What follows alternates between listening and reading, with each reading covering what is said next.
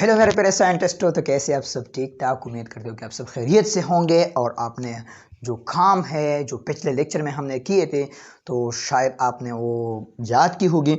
और जिस तरह की मैंने पिछले लेक्चर में बताया था कि हम मॉलिक्यूलर फोर्सेस से स्टार्ट लेंगे और एमसीक्यूज भी करेंगे। और जितने भी बुक्स है, के का हो, फेडरल का हो, चाहे सिंध बुक का हो, और या जो है पंजाब बुक से रिलेटेड जितने भी कॉन्सेप्ट है कवर करेंगे। एमसीक्यूज, प्रीवियस कंसेप्ट सब कुछ करेंगे। ठीक है, तो मोटिवेटेड रहे, डटे रहे और कापी और पेन निकाले और नोट्स बनाना स्टार्ट करें। ठीक है, और टॉपिक हेडिंग डाल दे मॉलिक्यूलर फोर्सेस। अरे sir, molecular forces, molecular forces से हम स्टार्ट लेंगे। और मॉलिक्यूलर फोर्सेस हमारे पास क्या होते हैं? देखो, मॉलिक्यूलर फोर्सेस अगर आप नाम को देखें तो नाम से जाहिर है कि वो फोर्सेस जो मॉलिक्यूल्स में प्रेजेंट है इसको हम मॉलिक्यूलर फोर्सेस कहते हैं। Easy, simple. तो देखिए, मैं कहूँगा the forces that are present in molecules are called molecular forces. वो फोर्सेस जो मॉलिक्यूल में प्रेजेंट हो। The forces that are present जो कि प्रेजेंट होते हैं इन मॉलिक्यूल्स में आर कॉल्ड, इसको मैं क्या कहूँगा? इसको मैं कहूँगा मॉलिक्यूलर फोर्सेस। इसको मैं क्या कहूँगा? इसको मैं मॉलिक्यूलर फोर्सेस कहूँगा। ठीक है, जहाँ पर भी मैंने MF लिखा तो इसका मतलब क्या होगा? Molecular forces. अब देखो, सपोज मैं आपको एक एग्जांपल दे रहा हूँ किस तरह मॉलिक्यूल्स में फोर्सेस होते हैं। अगर मैं यहाँ पर लिख दो, चलो मैं वाटर से लेता हूँ क्योंकि वाटर सबको आते हैं 9th क्लास से। तो ये हमारे पास H है, ये हमारे पास O है, ये हमारे पास H है। अब यहाँ पर देखें, यहाँ पर ये जो H है ये बॉन्डेड है किसके साथ? ऑक्सीजन के पास। ये ऑक्सीजन क्या करता है? ऑक्सीजन ये H अपने तरफ अट्रैक्ट करता है। क्यों अट्रैक्ट करते हैं? क्योंकि ऑक्सीजन के पास 6 इलेक्ट्रॉन है, 2 इलेक्ट्रॉन की कमी है। तो ये हाइड्रोजन के साथ एक बॉन्ड बनाता है, इलेक्ट्रॉन शेयर करता है। दूसरा बॉन्ड जो है इस हाइड्रोजन के साथ बनाता है और ये इलेक्ट्रॉन शेयर करता है। अब यहाँ पर देखें, अब यहाँ पर अगर आप देखें तो इसका इलेक्ट्रोनेगेटिविटी ज़्यादा है, इसका इलेक्ट्रोनेगेटिविटी कम है, इसका भी इलेक्ट्रोनेगेटिविटी कम है। सबसे पहली बात तो ये देख ले कि इस हाइड्रोजन ने इसके साथ भी बॉन्ड बना है, इसने इसके साथ भी बॉन्ड बना है। और बॉन्ड असल में क्या है? देखो, बॉन्ड असल में फोर्सेस है। तो मतलब ये कि एक तो फोर्सेस हमारे पास ये है, ये हमारे पास फोर्स है। दूसरा ये भी हमारे पास फोर्स है। इसी तरह बस मैं एक को रिप्रेजेंट करूँ, ये हमारे पास फोर्स है। ठीक है, अब आते हैं इलेक्ट्रोनेगेटिविटी पर। इसका इलेक्ट्रोनेगेटिविटी कम है, इसका इलेक्ट्रोनेगेटिविटी ज़्यादा है। तो इसका इलेक्ट्रोनेगेटिविटी ज़्यादा है तो ये इस इलेक्ट्रॉन पेयर को, बॉन्ड पेयर को अपनी तरफ ज़्यादा खींचेगा। क्यों ज़्यादा खींचेगा? क्योंकि भाई आप खुद देख लो, ऑक्सीजन का इलेक्ट्रोनेगेटिविटी ज़्यादा है हाइड्रोजन से। और इलेक्ट्रोनेगेटिविटी हम इसको कहते हैं जो कि शेयर पेयर इलेक्ट्रॉन को या वैलेंस इलेक्ट्रॉन को अपनी तरफ अट्रैक्ट करने का जो सलाहियत है, इसको मैं इलेक्ट्रोनेगेटिविटी कहता हूँ। जो ज़्यादा अट्रैक्ट करता है उसका इलेक्ट्रोनेगेटिविटी ज़्यादा, जो कम अट्रैक्ट करता है उसका इलेक्ट्रोनेगेटिविटी कम। सिंपल। ठीक है, तो ऑक्सीजन का इलेक्ट्रोनेगेटिविटी ज़्यादा है, इसलिए ये इस बॉन्ड पेयर को अपने तरफ ज़्यादा अट्रैक्ट करता है। जब ज़्यादा अट्रैक्ट करते हैं तो मैं कहूँगा कि ऑक्सीजन के पास ये इलेक्ट्रॉन मतलब ज़्यादा करीब है। तो इस पर चलो पार्शियल नेगेटिव लिखो। पार्शियल नेगेटिव का मतलब ये कि नेगेटिव चार्ज इसके साथ करीब है। ठीक है, इससे ये नेगेटिव चार्ज थोड़ा दूर गया है तो मैं कहूँगा कि इसके साथ नेगेटिव चार्ज कम है। तो मैं लिखूँगा इसके साथ क्या है? पॉजिटिव है, पार्शियल पॉजिटिव है। और इसका मतलब ये भी है कि इसके साथ नेगेटिव चार्ज कम है तो मतलब इसमें प्रोटॉन का जो सलाहियत है वो ज़्यादा है, प्रोटॉन चार्ज ज़्यादा है, इसलिए पार्शियल पॉजिटिव। इसी तरह ये भी पार्शियल पॉजिटिव। अब देखो, सेम इसी तरह यहाँ पर एक दूसरा मॉलिक्यूल है और वो भी ऑक्सीजन का है। ये हाइड्रोजन, ये हाइड्रोजन। इसका इलेक्ट्रोनेगेटिविटी ज़्यादा तो पार्शियल नेगेटिव, इसका कम तो पार्शियल पॉजिटिव, ये भी पार्शियल पॉजिटिव। अब देखो, अब यहाँ पर ये जो हाइड्रोजन है ये तो ऑलरेडी पार्शियल पॉजिटिव हो गया है, इस ऑक्सीजन की वजह से। अब इसके पास तो इलेक्ट्रॉन डेंसिटी कम है, मतलब इलेक्ट्रॉन इसके पास जो है ये कम है, क्योंकि ये इलेक्ट्रॉन इस ऑक्सीजन के पास है। मैं चलो इसके थोड़ा नज़दीक बनाता हूँ ताकि आपको क्लियर हो जाए।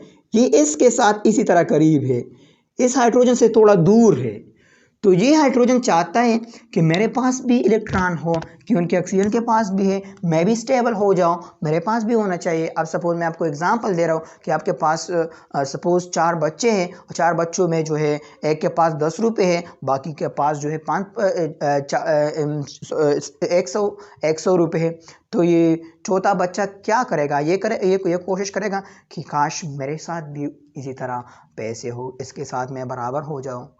सपोज स्कूल में बच्चे आते हैं, एक के पास बर्गर नहीं है, सबके पास बर्गर है, तो ये एक बच्चा कहेगा कि काश मेरे पास भी बर्गर होता है यार। ठीक है, तो ये कोशिश करता है कि इसके पास इलेक्ट्रॉन है, मेरे पास भी होना चाहिए यार। अब देखो ये क्या करता है, ये करता है कि ये इसके इलेक्ट्रॉन को अपनी तरफ अट्रैक्ट करता है। ठीक है, तो मतलब यहाँ पर एक फोर्स क्रिएट होता है, ये भी फोर्स है। अगर आप देखें ये भी फोर्स है, ये भी फोर्स है। क्या ये फोर्स इस फोर्स से डिफरेंट है? जी हाँ बिल्कुल। ये फोर्सेस जो है 2 मॉलिक्यूल के दरमियान है, ये एक मॉलिक्यूल, एक ये मॉलिक्यूल। ठीक है, इन 2 मॉलिक्यूल के दरमियान एक फोर्स है। दूसरा जो फोर्स है ये मॉलिक्यूल में एटमों के दरमियान है। ठीक है, तो जो फोर्सेस अपने ही मॉलिक्यूल के एटमों के दरमियान हो, इस फोर्स को मैं कहूँगा कि ये आपके पास इंट्रामॉलिक्यूलर फोर्सेस है, इंट्रामॉलिक्यूलर फोर्सेस है। जो फोर्सेस एक मॉलिक्यूल के एटम के दूसरे मॉलिक्यूल एटम के साथ है, इसको इंटरमॉलिक्यूलर फोर्सेस कहते हैं, इंटरमॉलिक्यूलर फोर्सेस।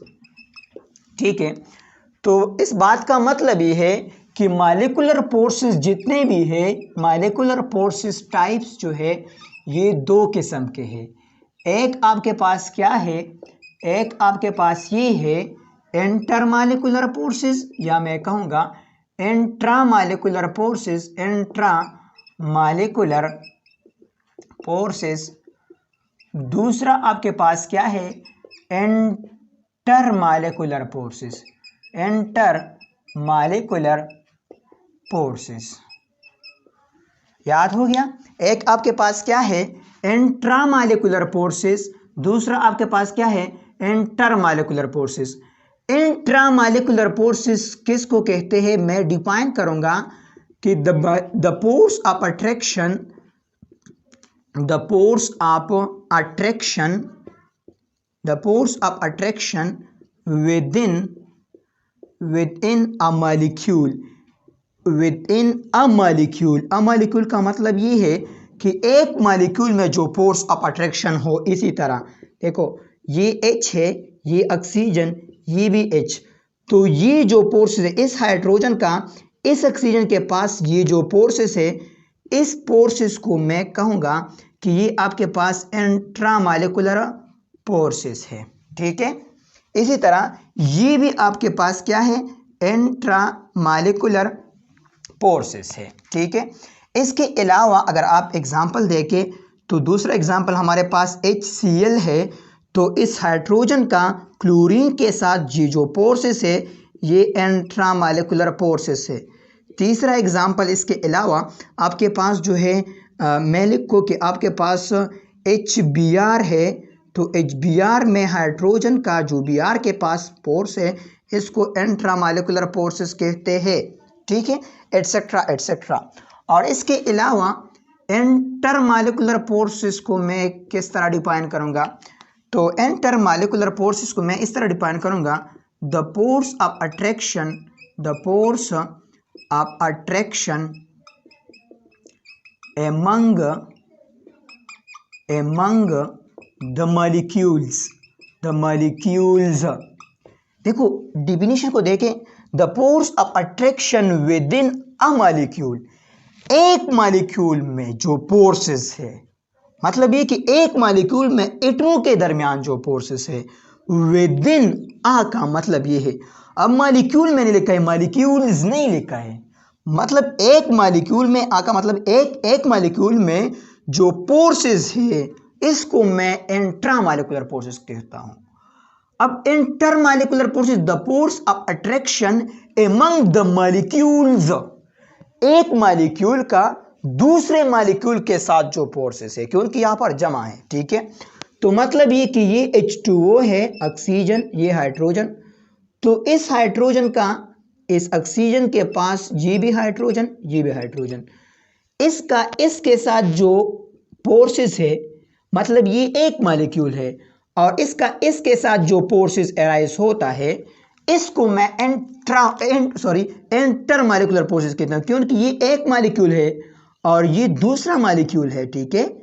तो इस फोर्सेस को मैं कहूंगा कि ये आपके पास इंटर मॉलिक्यूलर फोर्सेस है, ठीक है, याद हो गया। इसके अलावा आप एग्जाम्पल एक और भी लिख दें। हमारे पास 2 नंबर है, HCl हमारे पास है, इसका पार्शियल पॉजिटिव, इसका पार्शियल नेगेटिव। तो ये दूसरे HCl के पार्शियल पॉजिटिव के साथ जो है फोर्स ऑफ अट्रैक्शन डेवलप करता है।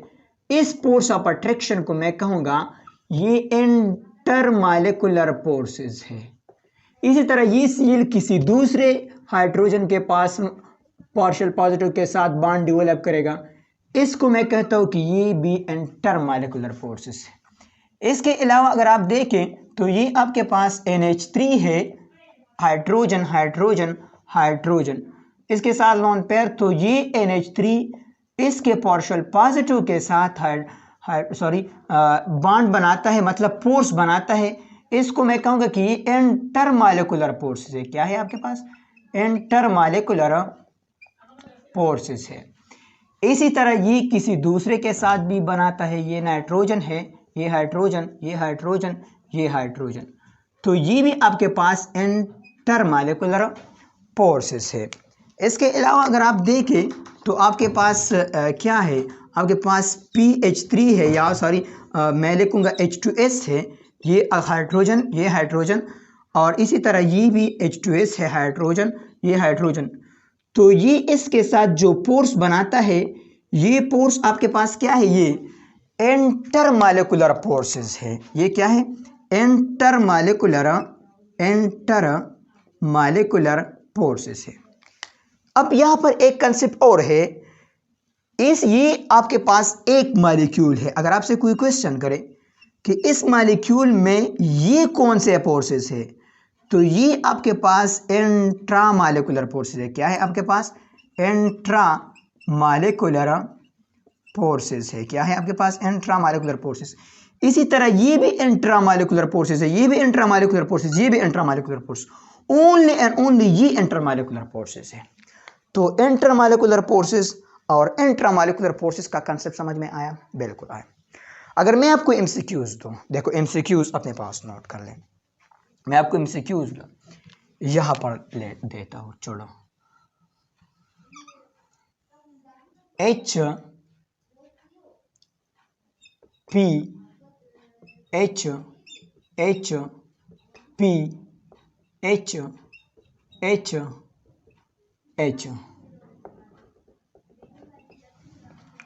अब यहां पर मैंने लिख दिया कि ये आपके पास A है, ये B है, ये C है, और ये आपके पास क्या है? D है। इन above diagram which one show intermolecular forces?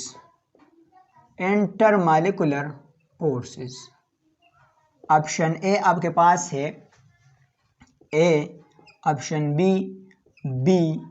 C और D। कौन आपके पास शो करता है? तो इसमें जाहिर सी बात है ये आपके पास इंटरमॉलिक्यूलर फोर्सेस है, तो B आपके पास करेक्ट है। इसी तरह आपको एक डायग्राम देगा, इसमें फोर्सेस होंगे, आपको दिखाएंगे कि इसमें कौन फोर्सेस अवेलेबल है, ठीक है। समझ आ गए? इनसे स्क्रीनशॉट ले, शाबाश, मिटा दें। चलो नहीं मिटा दे, स्क्रीनशॉट ले, शाबाश, लिख ले, लिख लिया, मिटा दें। चलो मिटाते हैं। Spugmai pamadi sanishta Zamazananda divala pasuri zinao Gungayshvivale nawai halana Auspin spugmai vayashna bacharta vina Gungayshvivale nawai halana।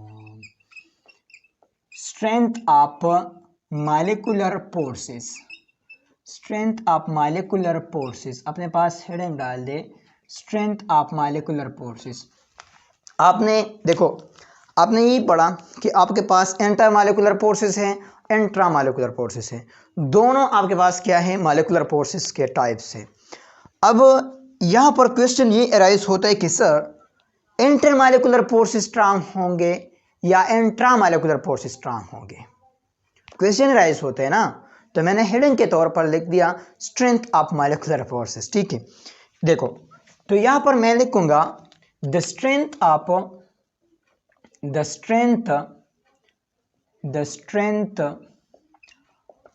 Intra molecular forces, intra molecular forces are stronger, ये जो है स्ट्रांगर होता है, और स्ट्रांगर एज कंपेयर, अगर आप इसको कंपेयर करें to inter molecular forces, to inter molecular forces. Intra molecular forces जो है ये स्ट्रांगर होते हैं, ताकतवर होते हैं इंटर मालिकुलर फोर्स से। सर आपको कैसे पता कि ये स्ट्रांगर होते? देखो मैं आपको एक एग्जांपल देता हूँ, एक्सपेरिमेंट करते हैं। चलो आप भी कर ले, मैं भी करता हूँ, हम भी लैब में है, आप भी लैब में है, एंजॉय करते हैं, ठीक है। एक्सपेरिमेंट ये है कि मेरे पास H2O है, क्या है, H2O है, और ये H2O हमारे पास लिक्विड में है, और मैं चाहता हूँ कि मैं इस H2O को वेपर्स में चेंज करना चाहता हूँ, मतलब इसको गैस में कन्वर्ट करना चाहता हूँ। तो मैं क्या करूँगा, इसको हीट दूंगा, या चलो हीट नहीं देता, मैं कह रहा हूँ कि ये वेपर्स में कन्वर्ट होते हैं। तो कितने डिग्री सेंटीग्रेड पर ये आपके साथ जो है लिक्विड में, सॉरी गैस में आपके पास अवेलेबल होगा। तो ये H2O आपके पास जो है गैस में आएगा विदाउट हीट, सॉरी मैं हीट की बात नहीं कर रहा, ठीक है। मैं कह रहा हूँ कि H2O आपके पास लिक्विड है, तो कितने टेम्परेचर पर माहौल में, एटमॉस्फेयर में आपके पास जो लिक्विड है वो मॉलिक्यूलर फॉर्म में एग्जिस्ट करेगा, मतलब गैसियस फॉर्म में एग्जिस्ट करेगा। जिस तरह कि आपको पता है कि बाज़ औक़ात हम बोलते हैं कि एयर में इतना नमी है, इसका मतलब ये है कि एयर में इतने गैसियस मॉलिक्यूल है, ठीक है। तो ये लिक्विड से गैस में जाएगा कितने हीट पर, del H is equal to 40.7 kilo joule per mole. इतना हीट पर जो है ये लिक्विड गैस में जाएगा। अब यहां पर ये एक बात नोट करें, इस बात का मतलब ये नहीं है कि लिक्विड जो है गैस वेपर्स में आ गया, ये इसका बॉइलिंग पॉइंट है, नहीं। मैं बात कर रहा हूं कि एक लिक्विड है और इससे वेपर्स जो है ऊपर गैस में कन्वर्ट होते, तो कितने टेम्परेचर पर कन्वर्ट होते, तो 40.7 किलो जूल पर मोल, इतना एनर्जी लेता है, ठीक है। अब देखो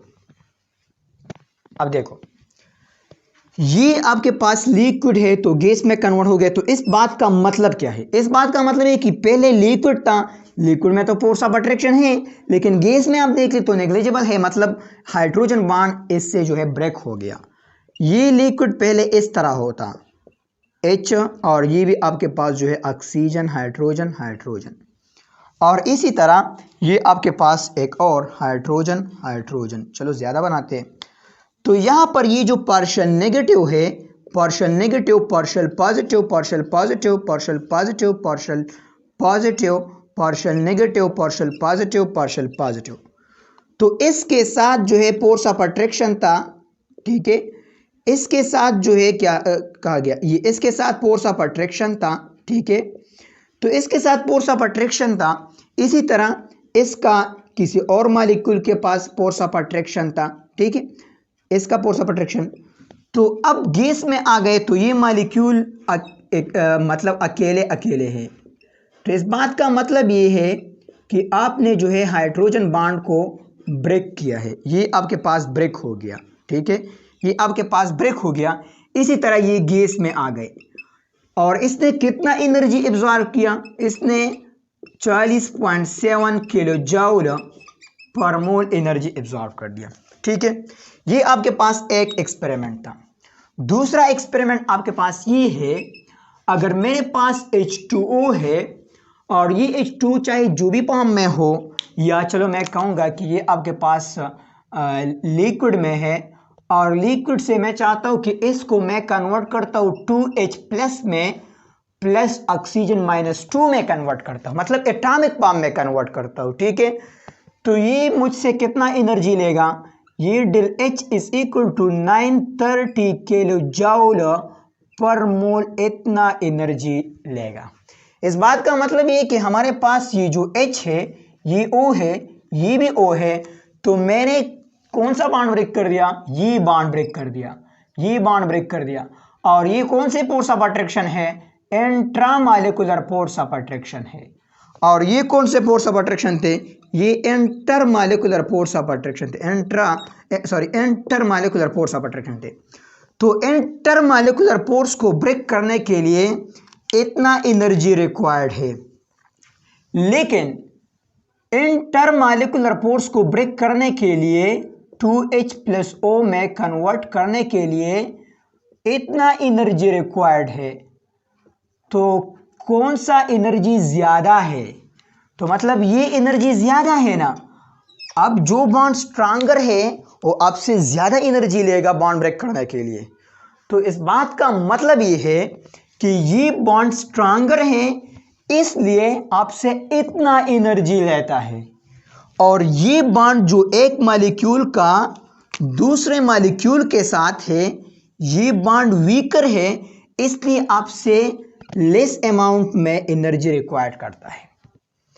तो आप यहां पर लिखते, रिजल्ट में लिख दे, रिजल्ट क्या हो गया आपके पास, रिजल्ट आपके पास ये आया, आप लिख के फ्रॉम दिस एक्सपेरिमेंट, इस एक्सपेरिमेंट से ये साबित हो गया, it is prove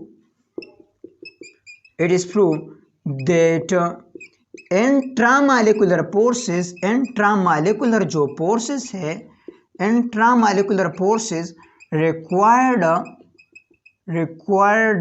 more energy, ये मोर एनर्जी रिक्वायर्ड करता है, more energy for breaking than intermolecular forces, intermolecular forces के कंपैरिजन में। तो हम ये कहते हैं कि इंट्रामॉलिक्यूलर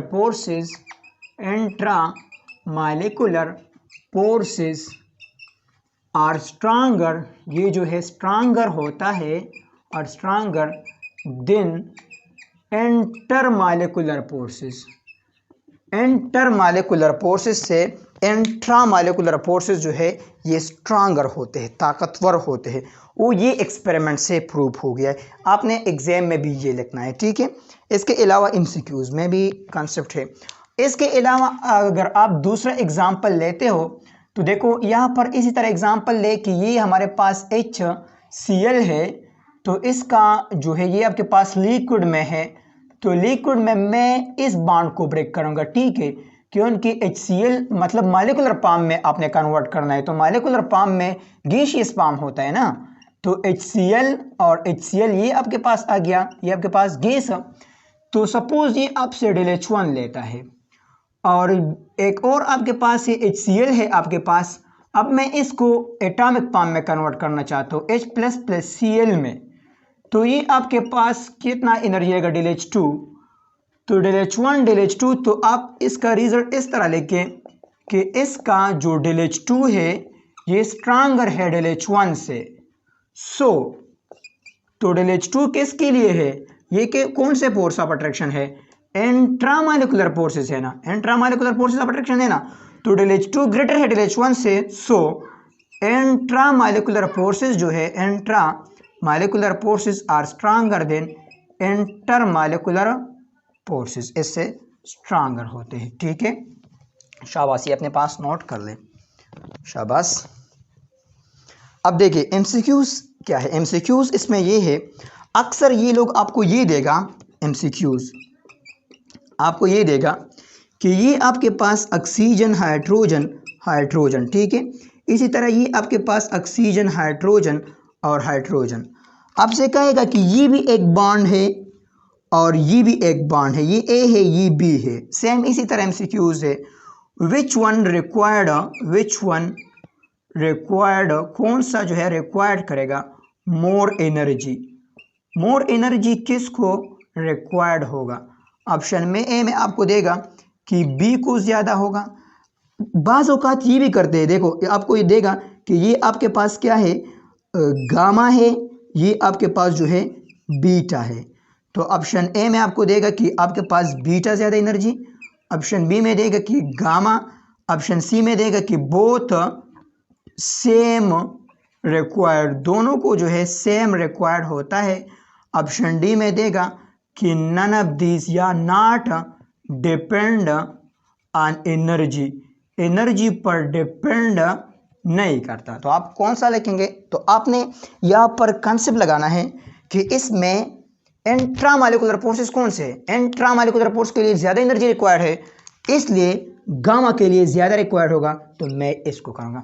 पहले आपने इसमें कंसेप्ट को करना है, फिर ऑप्शन में आकर एमसीक्यूज करना है, ठीक है। शाबाश, इसको लिख के स्क्रीनशॉट लाइन से मिटा दे, शाबाश,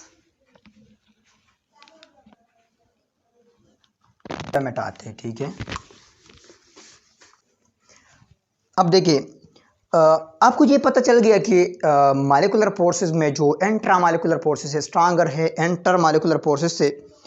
तो अब देखो ये हमारे पास मॉलिक्यूलर फोर्सेस है, तो मॉलिक्यूलर फोर्स के हमने टाइप पढ़ ली, और हमने कितने टाइप्स पढ़ लिए, दो टाइप्स में हमने पढ़ी कि अब हमारे पास एक हमारे पास है इंटरमॉलिक्यूलर फोर्सेस है, सॉरी मैं इंट्रा पहले लिखूंगा, इंट्रामॉलिक्यूलर फोर्सेस है, और दूसरा हमारे पास कौन सा है, इंटरमॉलिक्यूलर फोर्सेस है, इंटरमॉलिक्यूलर फोर्सेस है, ठीक है। इंटरमॉलिक्यूलर फोर्सेस के एग्जाम्पल क्या है, अगर आप पेपर के लिए तैयार करते हो तो आप लिखेंगे एग्जाम्पल ऑफ इंटरमॉलिक्यूलर फोर्सेस। तो इसका पहला जो एग्जाम्पल है ये आपके पास है कोवेलेंट बॉन्ड। कौन सा, covalent bond. Covalent bond intermolecular force का एग्जाम्पल है। कैसे, क्योंकि हमने लिख दिया कि ये H है, ये O है, ये H है। इसका मैं लिखा कि ये आपके पास जो है इंट्रामॉलिक्यूलर फोर्सेस है ना, इंट्रामॉलिक्यूलर फोर्सेस है। अब ये आपके पास इंट्रामॉलिक्यूलर फोर्सेस है, लेकिन अगर आप देखें तो ये आपके पास नॉन मेटल है और ये भी आपके पास नॉन मेटल है। और मैंने आपको बताया था कि नॉन मेटल और नॉन मेटल में अगर फोर्स आ जाए या बॉन्ड आ जाए तो इस बॉन्ड को मैं कहूँगा कि ये आपके पास कौन सा बॉन्ड है, ये आपके पास कोवेलेंट बॉन्ड है। तो मतलब कोवेलेंट बॉन्ड इंट्रामॉलिक्यूलर फोर्सेस में आते हैं, ठीक है। इसी तरह दूसरा जो एग्जाम्पल है इसका, दूसरा एग्जाम्पल है कोऑर्डिनेट कोवेलेंट बॉन्ड। क्या है, coordinate covalent bond. Coordinate covalent bond किसको कहते हैं, कोऑर्डिनेट कोवेलेंट बॉन्ड इसको कहते हैं कि ये भी शेयर पेयर से बन जाए, मतलब लेकिन इसमें जो शेयर पेयर इलेक्ट्रॉन है इसने भी एक शेयर किया, इसने भी एक शेयर किया। कोऑर्डिनेट कोवेलेंट बॉन्ड में सिर्फ ओनली एक एटम जो है दोनों इलेक्ट्रॉन को शेयर करते हैं। सपोज ये हमारे पास NH3 है, मैं लिखूंगा N हाइड्रोजन हाइड्रोजन हाइड्रोजन, ये लोन पेयर है इसके पास। अगर ये H+ के साथ आ गया तो ये इस तरह बॉन्ड बनाएगा, N ये H, ये भी H, ये भी H, और ये इसी तरह H बनाएगा। तो ये जो बॉन्ड है अगर आप देख ले ये भी नॉन मेटल और नॉन मेटल के बीच में होगा। तो ये जो बॉन्ड है कोऑर्डिनेट कोवेलेंट बॉन्ड है, क्योंकि इसमें भी सेम शेयरिंग ऑफ इलेक्ट्रॉन है, ठीक है, सेम शेयरिंग ऑफ इलेक्ट्रॉन है, और इसमें भी शेयरिंग ऑफ इलेक्ट्रॉन है। लेकिन डिफरेंस सिर्फ ये कि कोवेलेंट बॉन्ड में एक एटम ने जितना इलेक्ट्रॉन शेयर किया है उसी तरह दूसरे एटम ने भी शेयर किया है। कोऑर्डिनेट कोवेलेंट बॉन्ड में सिर्फ एक एटम ने इलेक्ट्रॉन को शेयर किया है दूसरे एटम के साथ, इसने कुछ भी शेयर नहीं किया है, इसने कुछ भी शेयर, क्योंकि इसके पास तो इलेक्ट्रॉन है ही नहीं, ठीक है। इन दोनों बॉन्ड का कंसेप्ट हम चैप्टर नंबर 3 में पढ़ेंगे, और हमने पढ़ा भी है लेकिन अपलोड मैंने नहीं किया है, तो इंशाल्लाह मैं अपलोड करूँगा चैप्टर नंबर 3 को भी। तो कोवेलेंट बॉन्ड में हम मुकम्मल डिटेल से पढ़ेंगे कि क्या है क्या कुछ नहीं है, ठीक है। लेकिन इस लिक्विड चैप्टर में हम क्या करेंगे, इंटरमॉलिक्यूलर फोर्सेस को पढ़ेंगे। इसके एग्जाम्पल क्या है, इसके एग्जाम्पल हमारे पास है, अपने पास पहले लिखते। इसका एग्जाम्पल जो पहला एग्जाम्पल है वो हमारे पास है dipole dipole forces, dipole dipole forces, dipole dipole forces है। दूसरा हमारे पास है हाइड्रोजन बॉन्ड, हाइड्रोजन बॉन्ड है हमारे पास। और तीसरा हमारे पास है London dispersion forces, London dispersion forces या इंटरेक्शन, क्या इंटरेक्शन, लंदन डिस्पर्जन इंटरेक्शन। ये तो एक हमारे पास है डायपोल डायपोल फोर्सेस, दूसरा हाइड्रोजन बॉन्ड और तीसरा लंदन डिस्पर्जन फोर्सेस। एक एक पर 2 लेक्चर कम से कम बनते हैं, ठीक है। तो इसको भी पढ़ेंगे, ठीक है। आपने क्या बात याद रखना है, सिर्फ ये बात याद रखो इसमें कि डायपोल डायपोल फोर्सेस प्रेजेंट होंगे ऑल पोलर मॉलिक्यूल में। केस में ऑल पोलर मॉलिक्यूल में डायपोल डायपोल फोर्सेस प्रेजेंट होंगे। कैसे वो मैं इसकी डिटेल में डिस्कस करूंगा, ठीक है। हाइड्रोजन बॉन्ड प्रेजेंट होंगे FON with partial positive hydrogen atom, partial positive hydrogen atom का बॉन्ड होगा पोन के साथ। अगर ये है तो बॉन्ड होगा, नहीं है तो नहीं होगा, ठीक है। और लंदन डिस्पर्जन फोर्सेस ये पोलर में भी प्रेजेंट होंगे और ये प्लस नॉन पोलर में भी प्रेजेंट होंगे, दोनों में होंगे।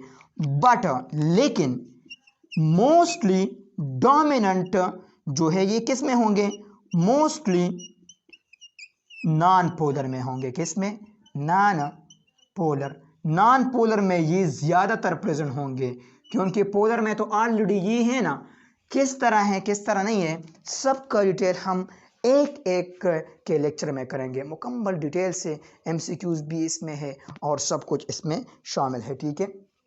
एक और एमसीक्यूज इसमें ये है, देखो इसमें नहीं है, इससे पहले देखो आपने ये बात किया, देखो अपने पास एक एमसीक्यूज लिखते। अगर मैं आपको एमसीक्यूज दूं, MCQs how many moles, how many energy will be required to convert 2 mole of water into gas। Option A 40.7 kilo joule per mole, option B 81.4 kilo joule per mole, option C 93.8 kilo joule per mole, option D आपके पास है 162.8 kilo joule per मोल। कौन सा option है इसमें, शाबाश। देखो कौन सा है। अगर आपने लेक्चर मुकम्मल जो है डिटेल कंप्लीट गौर से अंडरस्टैंड किया है तो इस एमसीक्यूज में कोई डिफिकल्टी नहीं है, ठीक है। सोल्यूशन देखो ये है, मैंने आपको बताया था कि हमारे पास H2O है, H2O लिक्विड में है। तो लिक्विड में अगर मैं इसको गैस में कन्वर्ट करता हूँ, गैस में, तो मैंने आपको कहा कि डेलेच रिक्वायर्ड होंगे 40.7 किलो जूल पर मोल। अब देखो इसमें जो ब्रिलियंट स्टूडेंट्स हैं ना, इसके दिमाग में खामखा ये क्वेश्चन ज़रूर आया होगा कि मैंने ये जो पिछले लिखा था कि ये 40.7 किलो जूल पर मोल का क्या मतलब है सर।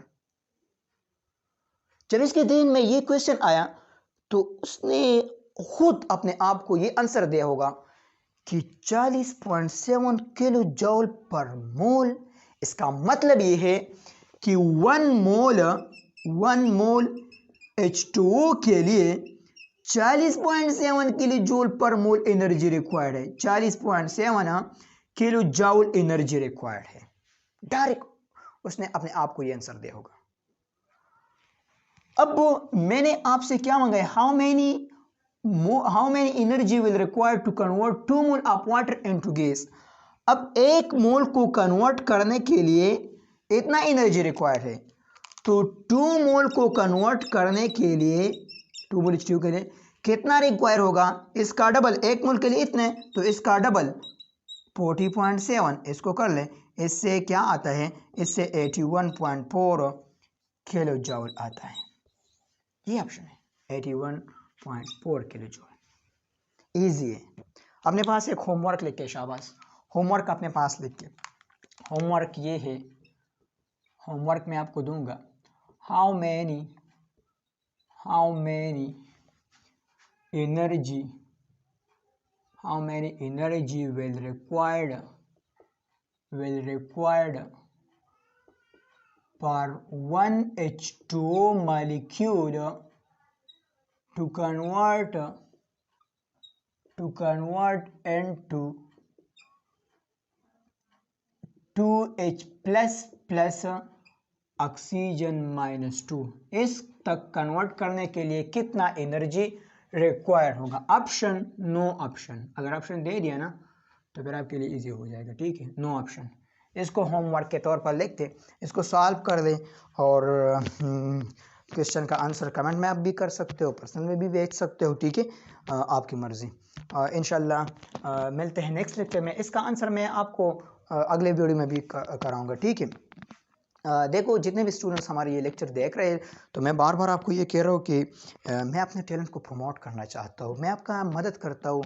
तो अगर आपको लेक्चर पसंद आता है, मतलब आपको मज़ा देता है, कुछ आप सीखते हैं, तो प्लीज़ ये नॉलेज किसी और बंदे के साथ भी शेयर करें, क्योंकि हमारा मिशन ये है कि पाकिस्तान के सारे बच्चे एजुकेटेड बन जाए, इनका कंसेप्ट क्लियर हो जाए। अगर सारे बच्चों का कंसेप्ट क्लियर हो जाए तो मतलब वो एजुकेशनली स्ट्रांग बन जाएगा, और जब स्ट्रांग बनेगा तो आप हर एक अपना जो है एक टेक्नोलॉजी लाएगा। जब टेक्नोलॉजी आएगा तो आपको पता है मतलब सब पाकिस्तान स्टेबल हो जाएगा, ठीक है।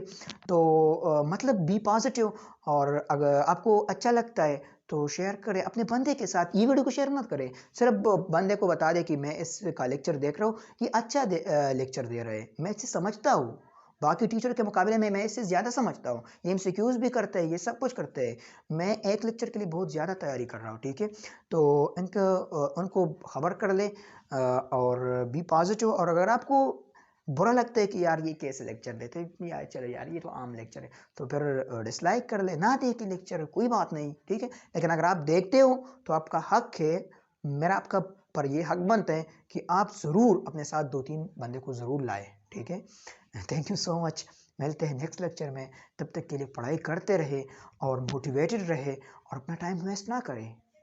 इंशाल्लाह एमसीक्यूज़ के साथ नेक्स्ट लेक्चर में मिलेंगे। और नेक्स्ट लेक्चर में मैं क्या करूँगा तुम्हें पता है, नेक्स्ट लेक्चर में मैं स्टार्ट लूँगा डाइपोल फोर्सेस से। इससे मैं स्टार्ट लूँगा कि ये क्या है, कैसा नहीं है, कैसे एमसीक्यूज़ आते हैं, कितना डिफिकल्ट लेवल पर आते, सब कंसेप्ट मैं कवर करूँगा। हमारे लिए कोई भी चीज़ डिफिकल्ट नहीं है, मैं स्टूडेंट्स को इजी बनाता हूँ, आपके लिए भी इजी होंगे इंशाल्लाह। ये केमिस्ट्री कुछ भी नहीं है यार, केमिस्ट्री में कोई भी डिफिकल्टी नहीं है, सब इजी है। लेकिन अगर आपको एक कंसेप्चुअल टीचर पढ़ा रहा है, ठीक है, तो केमिस्ट्री इज नथिंग अगर मैं आपके साथ हूँ। ट्रिक्स, कंसेप्ट, एमसीक्यूज, डिटेल्स, मजाक, सब कुछ करेंगे, गाने भी गाएंगे, ठीक है। Thank you so much.